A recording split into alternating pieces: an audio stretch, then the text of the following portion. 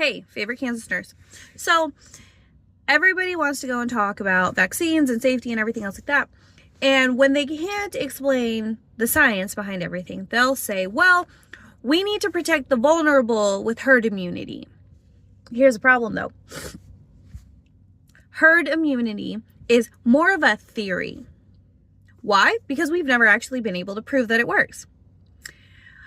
How do I know this? Okay, so each individual virus or individual bacteria that is in a vaccine has to have so many, this is theorized, has to have so many people vaccinated against so that it doesn't spread. Well, how do we know what number that is? We don't. Why do I say that? Because they theorized that it was like 60% for polio. And if it's 60% for polio, then, oh, it must be 60% for all of them. Nope. Measles itself, they theorized 60, then they went up to 70, then they went up to 80, and then they went up to 90, and then they went up to 95%. And even in some places like China where it's 99%, they still get measles.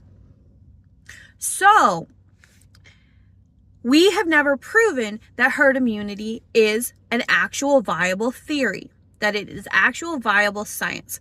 So when you hear people say, oh, well, you need to get vaccinated for herd immunity to protect so-and-so over there, ask them what percentage of people needed to be vaccinated for that specific illness that they're trying to prevent. Then ask them where in the country they have had that specific herd immunity percentage and if it was actually effective, because we have not been able to prove that. There's been nothing to show that that's effective. There's been nothing to show that that works. So herd immunity is a failed theory just to force compliance.